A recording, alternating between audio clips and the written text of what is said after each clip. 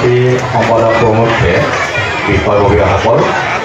আজি ইয়াত সমবেত হ'ব আমাৰ এই অঞ্চলৰ শিঙাৰপাৰা তথা গোটেই অঞ্চলৰ বাইদেউ আইতা দাদা বন্ধু ভণ্টিসকল কণ ভাইটি ভণ্টিসকল আৰু সুদূৰ গুৱাহাটীৰ পৰা অহা আমাৰ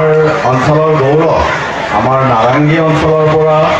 এজন বিশেষ ব্যক্তি আমাৰ ইয়াত আহিছে এইটো আমাৰ শিঙাৰপাৰা অঞ্চলৰ কাৰণে গৌৰৱ মই এই সুযোগতে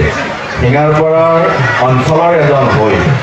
প্ৰণৱ কলিতাক মই ধন্যবাদ জনাইছোঁ আমাৰ সুদূৰ গুৱাহাটীৰ পৰা আহিছে এইকাৰণে তেখেতে ইয়াত আহিছে আমাৰ সকলোৰে চিনাকি আমাৰ বাৰেদলা নিবাসী একমাত্ৰ ধন্দাৰ কাৰণে ধন্দাৰ বন্ধু গতিকে এই সুযোগতে ধন্দাকো ধন্যবাদ জনাইছোঁ আমাৰ ইয়াত থকা সকলোকে ধন্যবাদ জনাইছোঁ মই আপোনালোকে হয়তো বহুত অপেক্ষা কৰি আছে এটা ভাল দল আহিছে বিহু চাবলৈ বিশ্বনাথ চাৰিআলিৰ পৰা সেইটো চাবৰ কাৰণেহে অপেক্ষা কৰি আছে দিলীপ হুজুৰে ভাষণ শুনিবলৈ অহা নাই তথাপিতো আৰু দিলীপ কলিতাই কৈছে দুই আষাৰ মোৰ হয়তো দুই আষাৰ হৈয়ে গ'ল তথাপিতো যিহেতু ময়ো ইয়াৰ এই অঞ্চলৰে এজন বাসিন্দা গতিকে অলপমান কৈছোঁ অলপমান ধৈৰ্য ধৰিলে হ'ল আমাৰ ফ্ৰণ্টত সাংবাদিক বন্ধুসকল আছে বন্ধু বান্ধৱী গায়ত্ৰীও আছে আমাৰ দুলাল আছে অজয় আছে ধীৰাজ আছে ৰমেন আছে ধ্ৰুৱ সকলোৱে আছে বনিতা দিগন্ত তোমালোককো ধন্যবাদ জনাইছোঁ বিহুৰ সকলোকে শুভেচ্ছা জনাইছোঁ আচলতে শিঙাৰপাৰা আজি কিছুদিনৰ পৰা শিঙাৰপাৰালৈ আহি খুব ভাল লগা হৈছে কিয় বা কিবা হৈছে নেকি মোৰ শিঙাৰপাৰা অঞ্চললৈ নাজানো কিন্তু ভাল লগা হৈছে কিছুদিনৰ পৰা আজি 1 বছৰমানৰ পৰা শিঙাৰপাৰা অঞ্চলত আহি ভাল লাগে যা হওক আজি এই মঞ্চ এখন উদ্বোধন কৰাৰ কথা আছিলে আমাৰ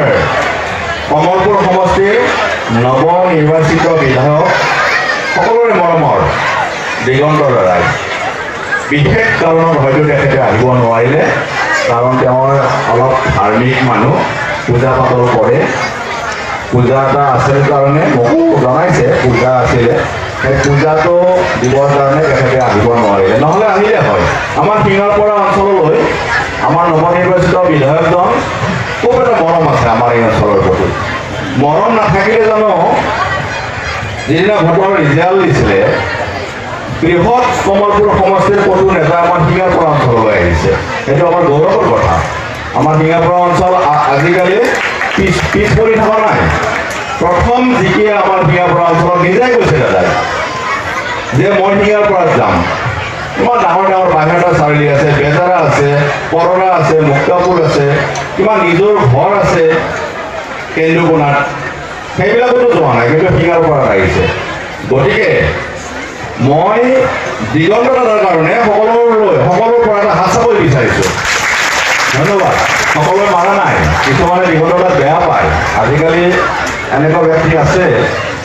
অলপ বেয়া পায় কিন্তু 5 বছৰৰ কাৰণে যিহেতু দিগন্ত দাদাই কমলপুৰ সমষ্টিৰ বিধায়ক হৈছে সকলোৰে বিধায়ক দিগন্ত দাদাই ভোট নিদিলেও বিধায়ক কিছুমানে হয়তো দিগন্ত দাদাক ভোট দিয়া নাই কিন্তু আমাৰ সকলোৰে বিধায়ক দিগন্ত দাদা আৰু বেছি নকওঁ কথা এটা কওঁ মই যিহেতু জ্ঞানমালিনী সাহিত্য সভাৰ সভাপতি জ্ঞানমালিনী সাহিত্য সভাৰ সভাপতি হৈ কিছুমানে কয় ৰাজনৈতিক দলৰ লগত জড়িত হ'ব নেপায় তেনেকুৱা কোনো নিয়ম নাই কোনোবাই যদি ভাবিছে জ্ঞানমালিনী সাহিত্য সভাৰ সভাপতি বা জ্ঞানমালিনী সাহিত্য সভাৰ লগত জড়িত হৈ ৰাজনৈতিক ভাষণ দিব নোৱাৰি ৰাজনীতিকৰ লগত জড়িত হ'ব নোৱাৰি তেওঁ সেইটো ভুল ভাবিছে মই সেইকাৰণে তেওঁক সোঁৱৰাই দিছোঁ তেওঁ ভুলটো ভাঙক সমাজৰ লগত থাকক আমি সকলোৱে এক হৈ থাকোঁ তেতিয়া আমি টিম আজিকালি সকলো টিম হৈ কাম কৰিলেহে আমি আগবাঢ়িম যিকোনো খবৰৰ বাবে যোগাযোগ কৰক আমাৰ এই নম্বৰত 9181 307 221